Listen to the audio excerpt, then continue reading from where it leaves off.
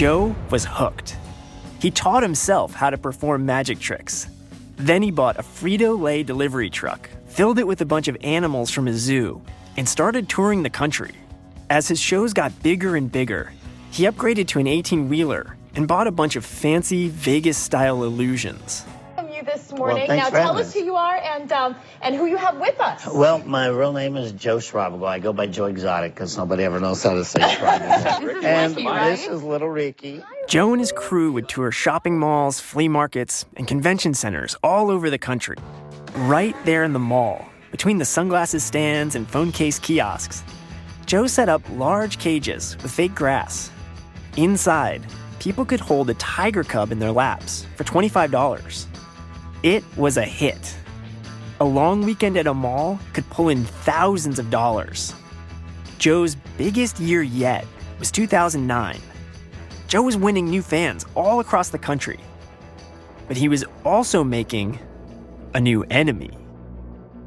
This video shows cubs being displayed in a mall by one of Joe Schreivogel's entities. Carole, really? Okay, you follow me around the country, harassing me because I take animals out into the public. And you did the same thing. Chicken shit? And he took every opportunity to call her out in public. Good morning, Carole. Hi, thank you for having me. Thanks. One morning, Carole was on a Tampa radio show taking listeners' questions. Hi, you're on Talking Animals with Carole Baskin? I got one question for Carole. How can you say that you've been rescuing animals since 1992 when you were buying and selling the exact bobcats that you just claimed you rescued?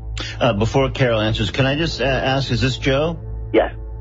Now, Joe's got his facts wrong, and he always does. To give you a little bit of background on Joe, all you got to do is go to tigercubabuse.com. But there you will see videos of him smacking his tiny little tiger with a whip. So, yeah, I guess you and Joe probably aren't exchanging Christmas cards this year or any other year.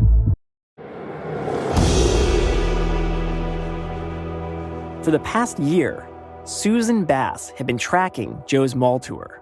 It hadn't been easy. He was slippery. At one point, we actually hired a man to follow Joe's truck from city to the next city.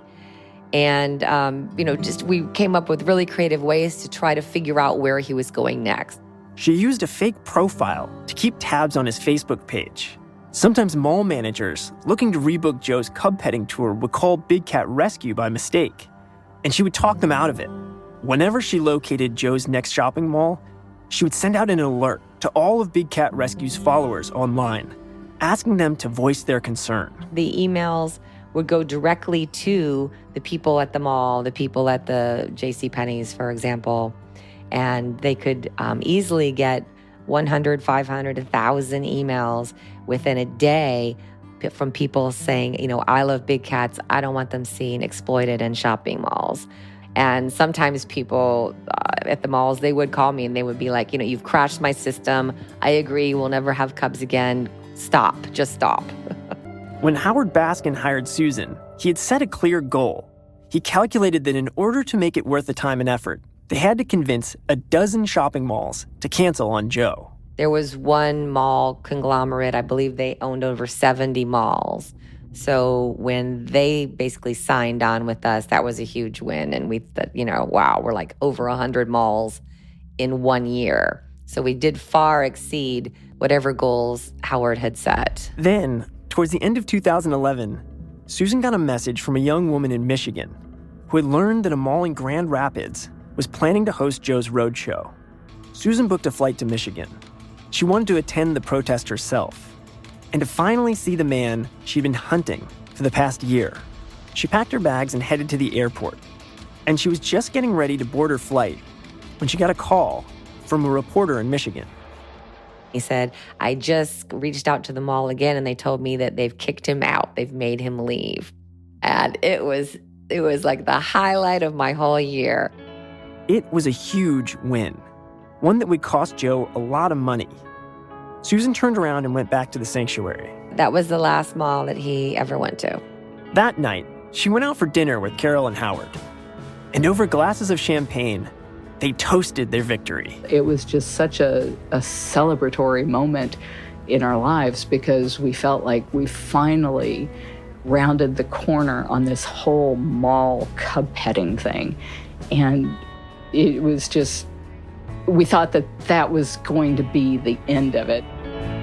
Tiger cubs or lion cubs or someone petting. They're people of that like mind, and they know not to let it get out to the public or to the press that these animals are in their backyards, because people just, they look at that and they hate it when they see these tiny barren cages with these magnificent animals suffering in them. When I started about 9 years ago, and I was hired specifically to find out, who's breeding these tigers, where are they at, the cubs, and stop them from being exploited, specifically at shopping malls. There were several people that were traveling around, and the cubs would arrive at, let's say a small town, generally a small, mall that's not doing well, so they were doing it to make some business. And the articles would come out in that little town about how great it was that there's tiger cubs to pet, and oh my gosh, run to the mall in the next few days. And now we find none of that. If there are articles about, as Carole was saying, tiger cubs or lion cubs, or someone petting, or even a celebrity that's been petting a cub, they are immediately drawn out as, oh, why did you do that? A recent example comes to mind is a brand new rookie football player for one of the NFL teams. He actually posed for an ad in his underwear. It was an ad for the underwear, commercial, and had a tiger next to him and like a fancy car, as though, because those things all go together. Right. You can be cool by wearing this underwear. Oh, and maybe have a tiger next to you.